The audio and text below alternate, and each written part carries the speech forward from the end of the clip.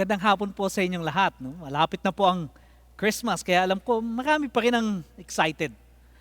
Pero mas excited po kami sa pag-resume ng ating on-site worship service this coming November 7, 10 a.m. and 11:30 a.m. service. Okay, dyan po sa SM Cinema Sukat. Okay, so sundin po natin ang health protocol na pinatutupad po ng IATF. Pero meron pa rin po tayong online service ng 10 a.m. at 5 p.m. every Sunday. Kaya kung hindi po kayo pwede sa on-site, pwede pa rin naman po kayo online, okay? Alright, ngayong hapon na ito ay pag-uusapan natin kung paano pinapamalas ng Diyos sa atin na siya isang covenant-making, promise-keeping God. Sa magitan po ng pagdedeklara ng plano ng paglaya ng mga Hudyo mula po sa Babilonya. Ginawang posible ng Diyos ang isang bagay na hindi pa nagagawa sa kasaysayan ng mga bansa noong mga panahon na yun. Ang magawang ng mga tao na minsan nang nabihag, muling makabalik sa kanilang lupang sinilangan. Nang, siyempre, may ngiting tagumpay. Okay? Pag-aaralan po natin ang malaking bahagi ng Isaiah 49. But for the sake of time, babasahin lang po natin ang verses 8 to 16. Isaiah 49, 8 to 16 sa ESV version. Thus says the Lord, in time of favor I have answered you. In a day of salvation I have helped you. I will keep you and give you as a covenant to the people to establish the land, to apportion the desolate heritages, saying to the prisoners, come out, to those who are in darkness, appear. They shall feed along the ways, on all bare heights shall be their pasture. They shall not hunger or thirst, neither scorching wind nor sun shall strike them. For he who has pity on them will lead them, and by springs of water will guide them. And I will make all my mountains a road, and my highways shall be raised. Behold, these shall come from afar, and behold, these from the north and from the west, and from this the land of Zion. Sing for joy, O heavens, and exult, O earth. Break forth, O mountains, into singing, for the Lord has comforted his people, and will have compassion on his afflicted. But Zion said, the Lord has forsaken me. The Lord has forgotten me. Can a woman forget her nursing child, that she should have no compassion on the son of her womb? Even this may forget, yet I will not forget you. Behold, I have engraved you on the palms of my hands. Your walls are continually before me. Pagpalain po nawa ng Diyos ang pangangaral ng kanyang salita. Sinabi ko po sa mga nauna kong preaching, ang Book of Isaiah ay isang mensahe ng paghahatol laban sa Hudyong matigas ang ulo, may mga leeg na singtigas ng bakal, sentidong sintibay ng bato. Subalit, hindi po nagwawakas ang aklat na ito sa paghahatol. Ang Book of Isaiah ay isang mensahe rin ng pag-asa. Paghahatol po sa unang bahagi, pag-asa naman po sa ikalawang bahagi. Alam nyo kasi, hindi intensyon ng Diyos na hatulan ang kanyang piniling bayan upang sila ay wasakin lamang. Ang layunin ng paghahatol ng Diyos ay upang dalisayin at panumbalikin ang dating ganda at kinang ng kanyang bayan, upang sila ay magsilbing ilaw at patotoo sa buong sanlibutan. Narinig natin last week na ipinasok ng Diyos ang kanyang bayan sa furnace of affliction. Kagaya ng pilak na inilalagay sa furnace of fire upang maging dalisay o pure. Ang apoy po ang nagpapalabas ng tunay na angking ganda at kinang ng pilak, no? Na siyang nagpapataas po ng value nito. In the same way, God's furnace of affliction, God's judgment, the suffering and the pain we experience are meant not to harm us, not to destroy us, but to restore us back to God with all our value and beauty. Paulit-ulit ko po na binabanggit sa ating pag-aaral ng Book of Isaiah na binibigyang babala ng Diyos ang Huda tungkol sa nakaambang paghahatol ng Diyos sa kanila sa pamamagitan po ng pagpapatapon sa kanila sa Babylon. Hinulaan po ito ni Isaiah, mahigit 100 taon pa bago mangyari. Pero sa kanyang pananalita, parang nangyari na to. Yung pagpapatapon sa Huda, pati yung kanilang pagbabalik po sa Jerusalem. Ngayon, gusto ko na imaginein ninyo, okay? Tayong lahat, tayo yung mga extra sa isang pelikula, okay? Doon sa pelikula ni Lord. O kaya isang munting butiki sa kisame na nakikinig doon sa usapan ng Diyos at ng kanyang bayan habang ibinabalita ng Diyos sa kanila ang kanilang napipintong kalayaan. Na tinalaki ko po sa tinatalakay po sa Isaiah 49 ang paksa patungkol po sa servant of the Lord. A prophetic name that points to the coming Messiah. Ito po yung ating Panginoong Hesukristo. At pinag-uusapan din dito ang gagawing pagpapalaya ng Diyos sa mga Hudyo sa kamay ng Babilonya. At ito pong mga propesiya na ito, gaya ng mga sinabi sa mga nakalipas na linggo, meron po itong immediate future application. Ibig sabihin po yun yung paglaya ng mga Hudyo sa kamay ng Babilonya. At meron din po itong distant future application. Ito naman po tumutukoy sa kalayaang hatid ni Hesukristo para po sa ating mga mananampalataya sa Kanya sa New Testament and beyond. Yung binasa po natin na text, mula po sa talatang 13 hanggang 18, ito po yung mga pangako ng Diyos sa kanilang paglaya. Napakaraming pangako. No? Kaya sabi niya, I will, you shall, I shall. No? Pero yung mga Hudyo po, may complaint pa rin. May reklamo pa rin. Ano po sabi sa verse 14? Sabi niya, but Zion said, the Lord has forsaken me. The Lord has forgotten me. Panginoon, pinabayaan mo na kami. Kinalimutan mo na kami. Di ba? Sabi nga niya sa Isaiah 42:24, who gave up Jacob? Yeah? Was it not the Lord? Yeah? Di ba ang Panginoon? Isinuko mo na kami sa iyong kaaway, Panginoon. No? You abandoned us, Lord. At alam niyo, ang mas nakakapanlumo pa sa mga Hudyo ay yung kasaysayan ng mundo na walang anumang bayan na nagapi at napatapon pagkatapos ay matagumpay na nakabalik. Wala po silang nabalitaang ganun. Sa verse 24 po, tingnan niyo ang sabi, can plunder be taken from warriors? Tinutukoy po ito yung mga exile. Or captives to be rescued from the fears? Meron bang nakatakas? Meron bang nakabalik? Ito po yung tanong na nagpapasakit sa kanila ng loob dahil sa alam nila ang malinaw na sagot. Wala. Wala pang ganun. Ang sinasabi na kinalimutan na kami ng Diyos. Sinasabi natin, tayo mga narito, kinalimutan na ako ng Diyos. Ang problema ko hanggang leeg. No? Partida pa yon kasi nakatungtong ako doon sa ulo ng asawa ko. Ganun kalalim yung problema namin. Kailan matatapos ang pagsubok na to? Pastor, pinaglalaroan ba kami ng Diyos? Tuwang-tuwa ba siya na nakita kaming nahihirapan, umiiyak, gumagapang sa lusak na ang tanging pahinga ay ang buntong hininga? Lord, don't you care? Alam niyo mga kapatid, sa bagong tipan, 2 beses po nasabihan si Jesus ng, Lord, don't you care? Ang una po ay si Martha.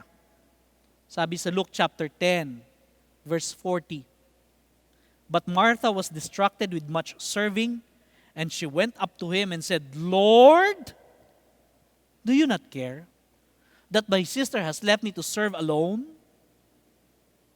Tell her then to help me. Okay?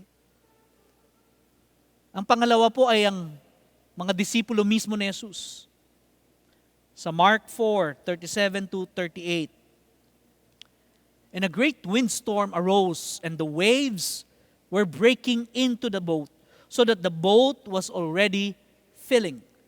38, but he was in the stern, asleep on the cushion, and they woke him and said to him, Teacher, Master, Guro, Jesus, do you not care that we are perishing?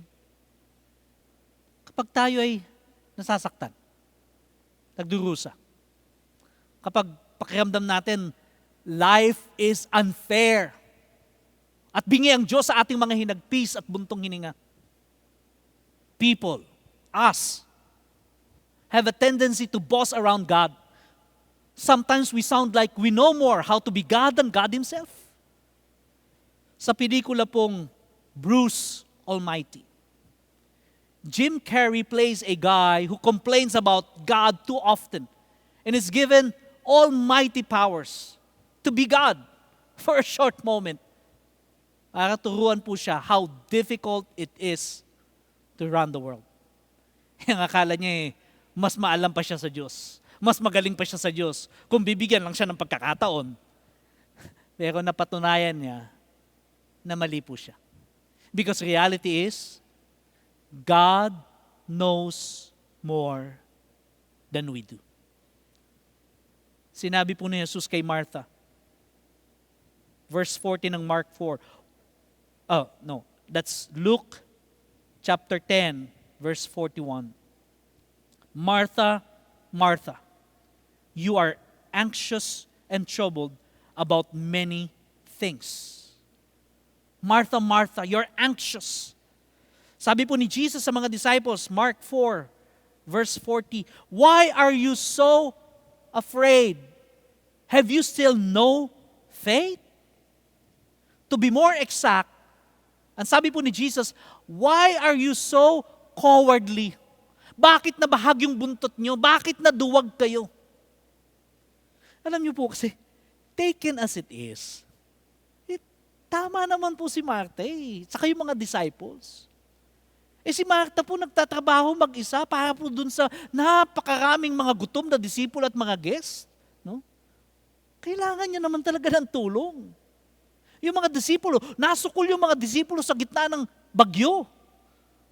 At malamang, nanunumbalik sa kanila yung mga alaala ng mga kasamahan nilang mangingisda na nalunod dahil sa naipit din sila sa bagyo. But Jesus saw beyond the obvious. Jesus saw what others did not. Nakita po niya ang puso ni Martha at ang puso ng mga disciples.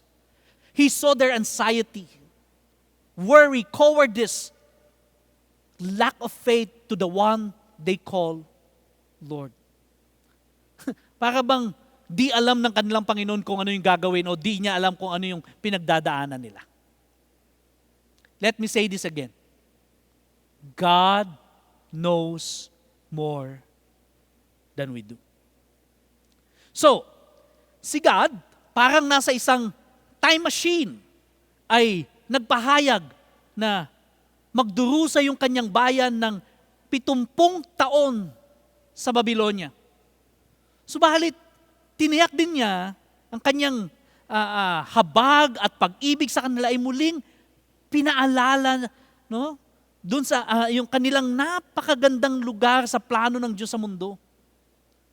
Tiniyak niya na sila po ay ire-restore niya. Ganito po pinamalas ng Diyos ang kanyang bayan kung paano siya ay isang covenant-making and promise-keeping God. Sabi niya po sa verse 8, okay? Balikan po natin ang verse 8. Thus says the Lord, in time of favor, I have answered you. In a day of salvation, I have helped you. Okay?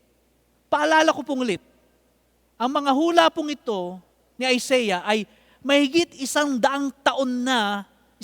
taon pa bago pa sila ipatapon at bago pa po yung 70 years na taon na kanilang paghihirap sa Babilonya.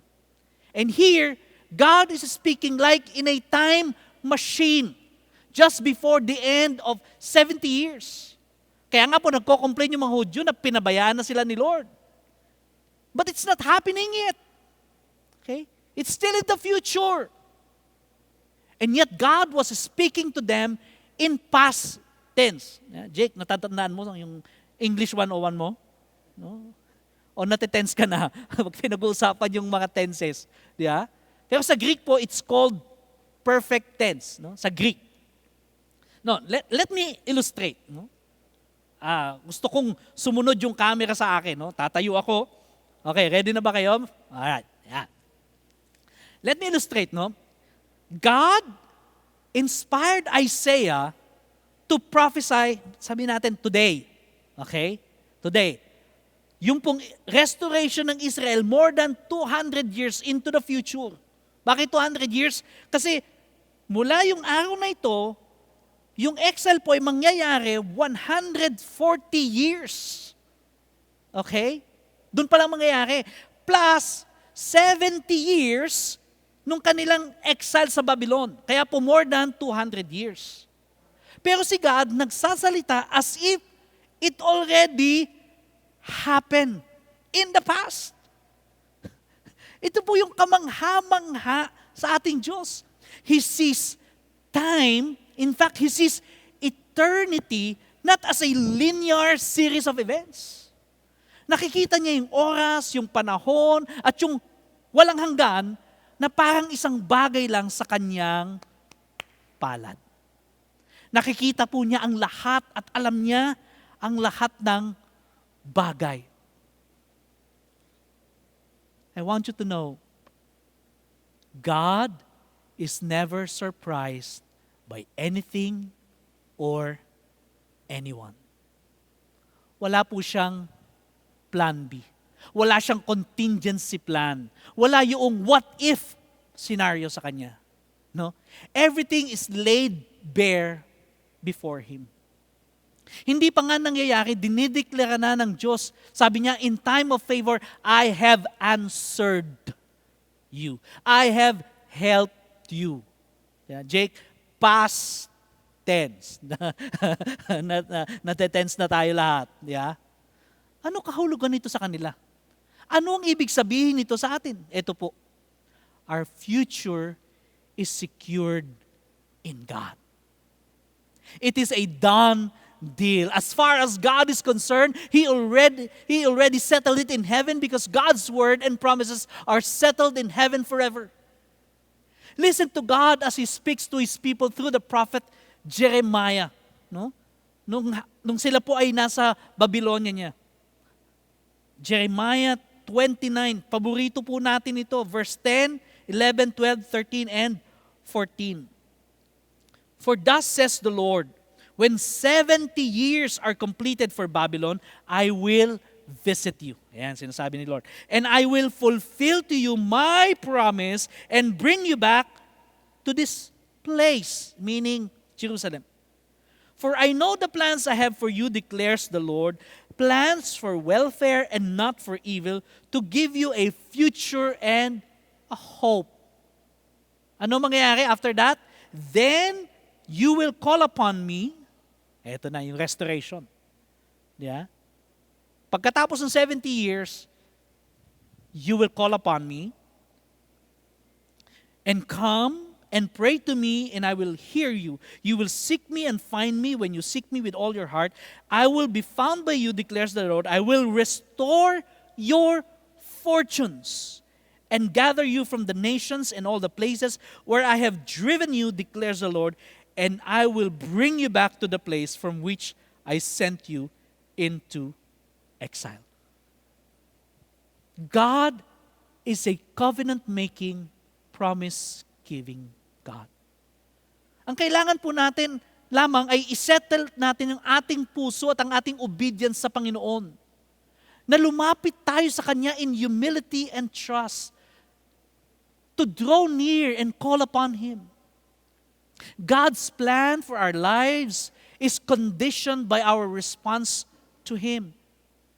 Kaya nga may mga pangyayari na nadidelay tayo sa ating destination kasi matigas yung ulo natin. Ayaw nating sumunod. Nagmamatigas tayo. Yeah? Hindi ready yung karakter natin. Masyado pa tayong mayabang. We rely so much on our own personal skills and talents, wits and experiences.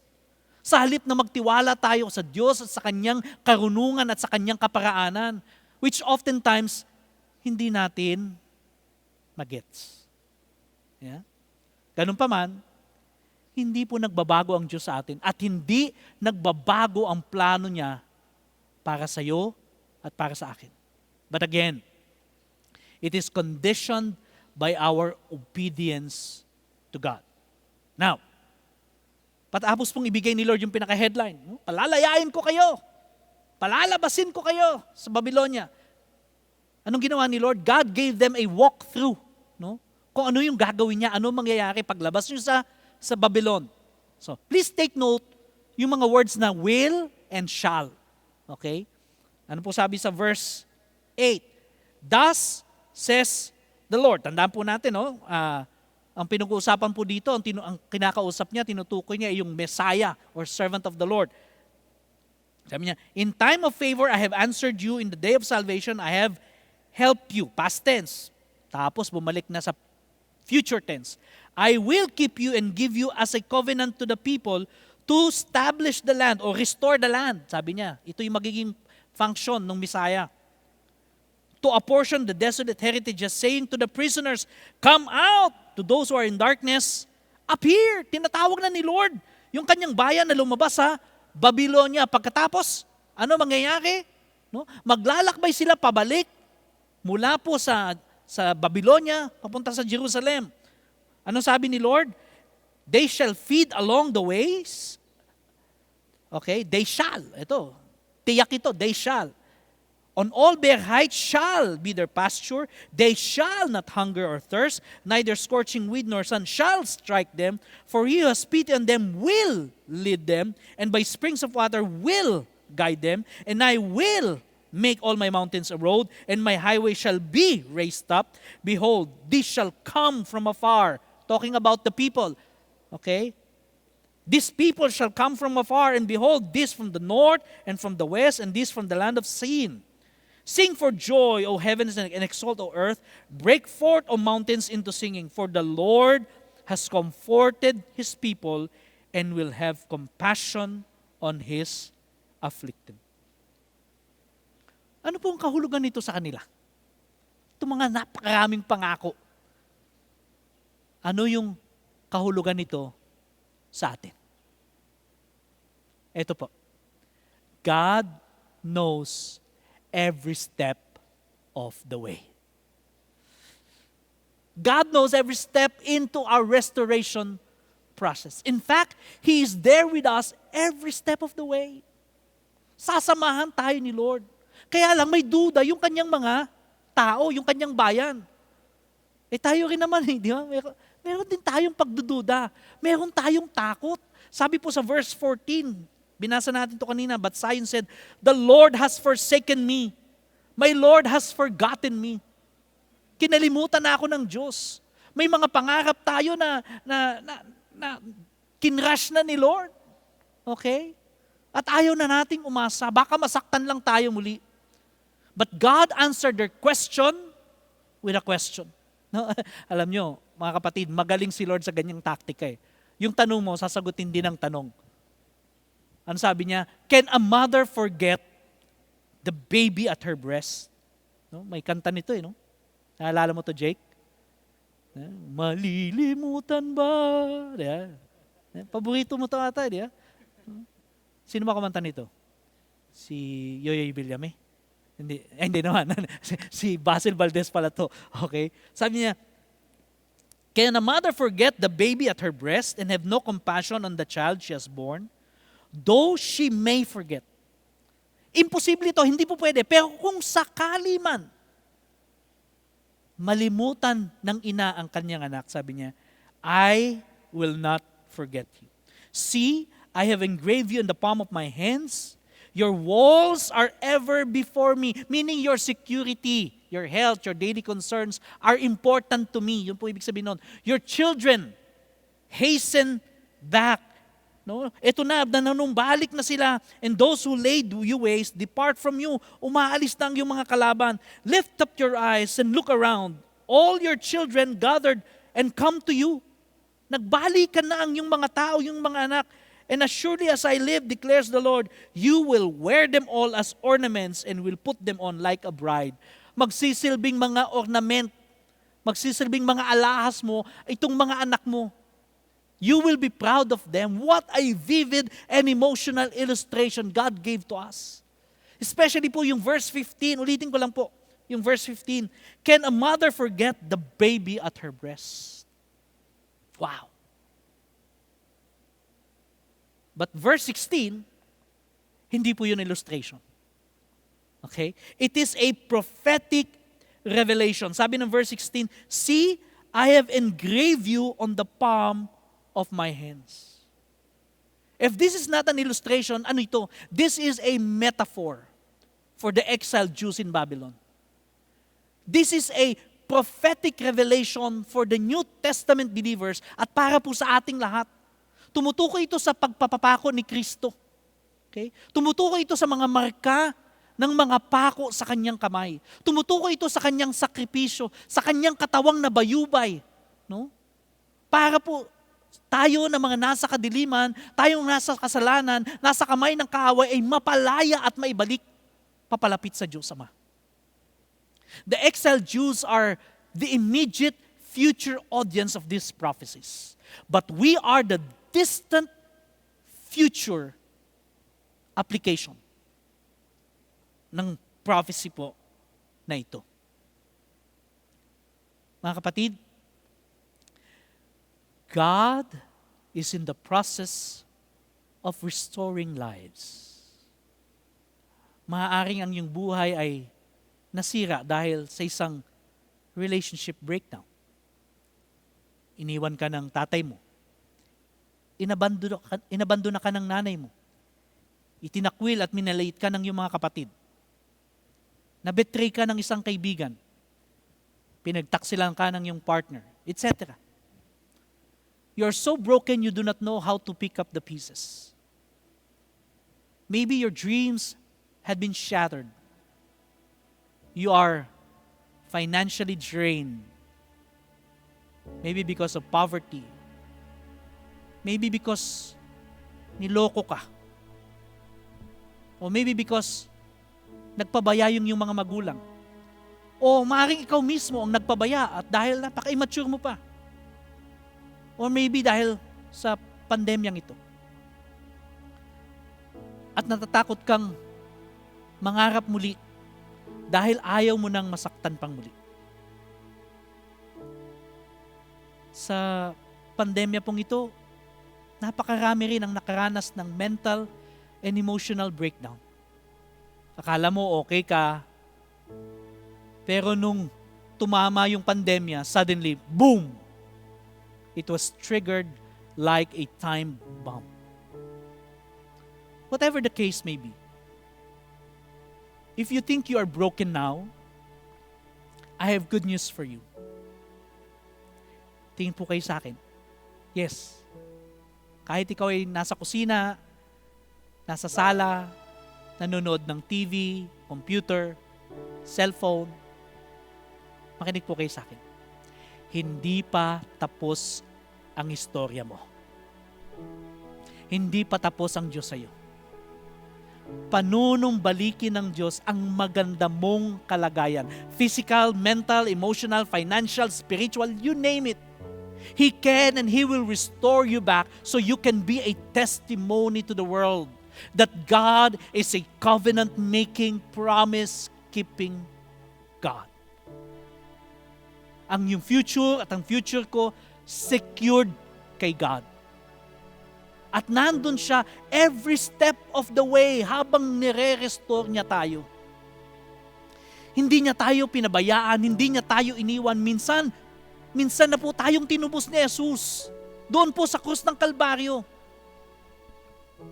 Tutubusin niya tayo muli mula po sa ating mga kinakaharap ng mga problema at suliranin. Ibabalik ng Diyos ang lahat ng ninakaw ng kaaway sa atin. Pero, naghihintay siya na lumapit tayo sa Kanya ng may buong pagpapakumbaba. Ng may kumpletong pagsuko ng lahat, kasama na pati lahat ng ating takot at pangamba. Hosea chapter 1, verse 3. Ito na po ang huling mga talatang babasahin ko. Sabi po, "Come, let us return to the Lord, for He has torn us that He may heal us. He has struck us down, and He will bind us up. After 2 days He will revive us. On the third day He will raise us up that we may live before Him." Let us know. Let us press on to know the Lord. His going out is sure as the dawn. He will come to us as the showers, as the spring rains that water the earth. Kung paanong tiyak na sisikat ang araw sa silangan, darating ang bukang liwayway, tiyak na darating ang Panginoon. Yan ang sinasabi niya. Kung paanong pagdating ng ulan sa tamang panahon, darating din ang Panginoon sa tamang panahon sa atin. Manunumbalik, kapatid, no? Ang Panginoon sa atin, basta manumbalik tayo sa Kanya at lumapit sa Kanya. Anong dapat natin gawin? Sabihin mo lang sa Diyos, "Panginoon, narito po ako. Alam mo lahat ng aking takot. Alam mo lahat ng aking pangamba. Pero, narito po ako. Lumalapit sa iyo. Sumusuko ako sa iyong plano at layunin. I surrender to your process of restoration. Have your way in me, Lord." Amen? Tayo po'y manalangin.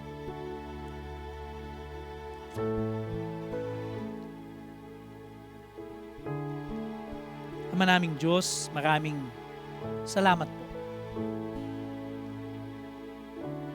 Salamat dahil hindi mo kami kinalimutan, hindi mo kami pinabayaan.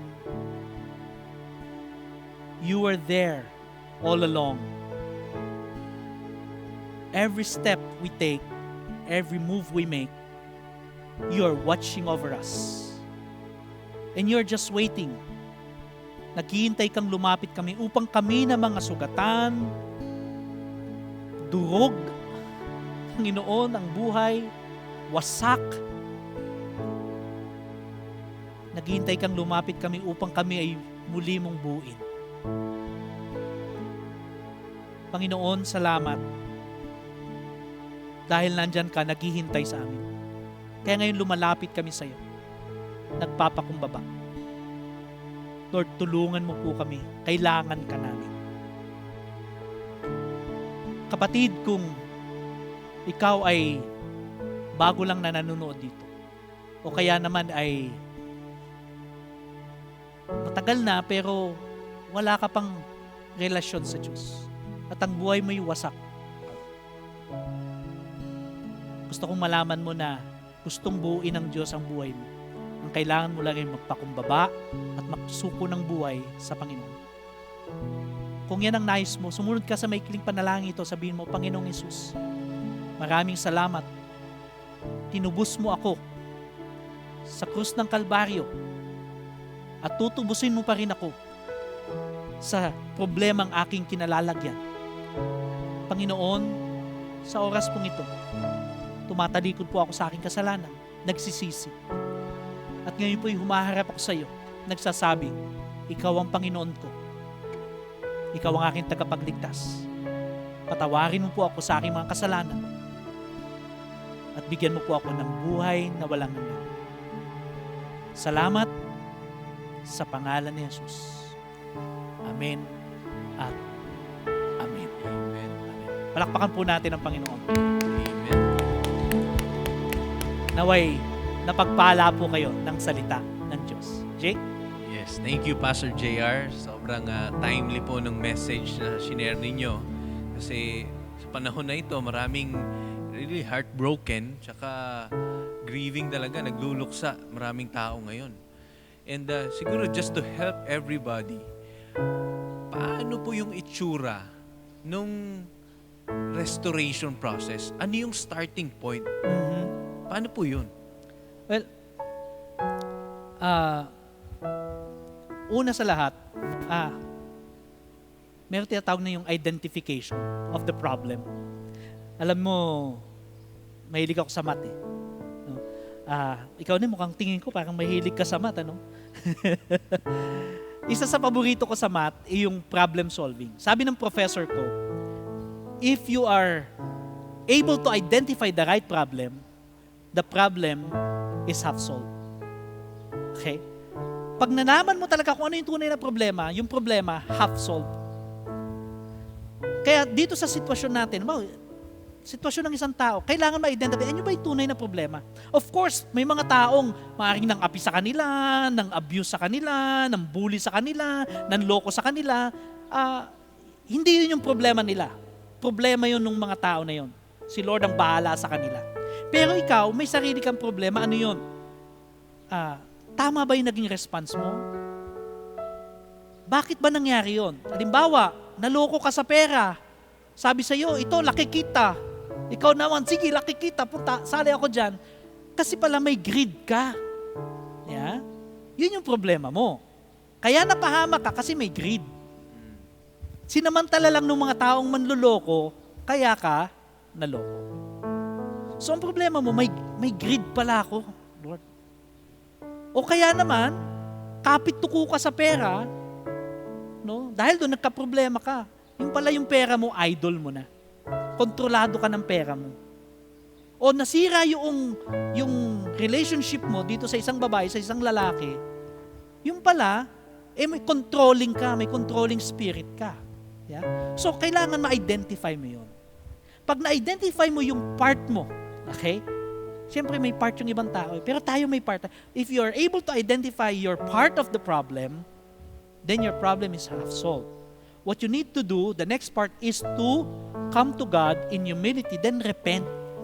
No? Lord, patawarin mo ako dito. I-confess mo, Lord, naging greedy po ako. Lord, naging controlling po ako. Lord, naging mapagmalaki po ako. Lord, ganito, Lord, ganyan. You have to confess it and repent, Lord. Okay? At pagkatapos nun, kung merong kailangan patawarin, patawarin mo. Okay? Because only in repentance and forgiving others, doon palang magsisimula talaga yung restoration. Doon magro-roll, magsisimula. Pero pag walang repentance, hindi magro-roll yan. Pagkatapos nun, kung may kailangan patawarin. Kung may kailangan i-restitute. Kung may kailangan ihingi ng tawad, ihingi mo ng tawad. Okay? Kung may utang na dapat bayaran. Kung mayroong librong dapat isole. Di ba? Restitution. Okay? Kahit basta pinaalala sa iyo ni Lord, gawin mo. And then the process will roll until slowly, babalik yung ating kinang, ika nga. Alright? I-restore tayo ni Lord dun sa ating tunay na ganda. Yan. Ang galing, no? It's a process and not an overnight thing. Yes. Galing. Yes. Thank you po, Pastor JR. Alright. So I hope na pagpala po kayo ng salita ng Diyos. Nawa po ay patuloy na nasain natin ang salita ng Panginoon na siyang nagbibigay kalusugan, nourishment sa ating pong kaluluwa at espiritu. Sa oras pong ito, nais ko kayong ipanalangin sa ating pagtatapos. Panginoon, salamat po dahil alam namin ikaw ang Diyos na nagpapanumbalik ng aming lakas na pang-espiritual, mental, physical. Lord, ikaw po, Panginoon, ang nagre-restore sa amin. At salamat dahil sa iyong salita, Panginoon, binigyan mo kami ng inspirasyon, binigyan mo kami once more ng karunungan na kami po, Panginoon, ay pwedeng magtiwala sa iyo dahil ikaw ang Diyos na tumutupad sa iyong pangako. Pagpalain nawa tayo ng ating Panginoon. Naway ang pag-ibig ng Diyos Ama, ang biyaya ng Diyos Anak, at ang pakikipisan ng banal na Espiritu ay sumaating lahat mula ngayon, bukas, at magpakailanman. Sa pangalan ng ating tagapagligtas na si Jesus, lahat po tayong pinagpala ng Diyos ay magsabi ng Amen at Amen. Maraming salamat po. Pagpalain tayo ng Panginoon. See you next week sa atin pong on-site worship service, SM Sukat Cinema 3, alright? 10 a.m. and 11:30 a.m. services. God bless you.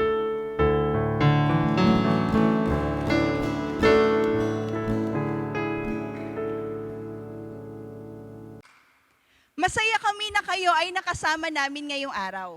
If you surrendered your life to Jesus, our church community would like to journey with you. And we'd also love to hear from you. Also, kung gusto mong makonect sa ating church community, we have different groups available for you. From senior citizens, business community, parents, young professionals, students, and kids. Nais din namin na ipanalangin ka at ang iyong pamilya. So do message us. Once again, we would like to remind you that we are going to resume our on-site worship service in November 7. You are welcome to join us sa SM Sukat Cinema 3 every 10 a.m. and 11:30 a.m. So invite your families and friends at tayo ay sama-samang mag-worship kay God. Maari tayo mag-register sa register.victory.org.ph. We will follow and implement IATF guidelines. Lastly, to be in the loop of what we do, visit this link at linktr.ee/victoryparanaque.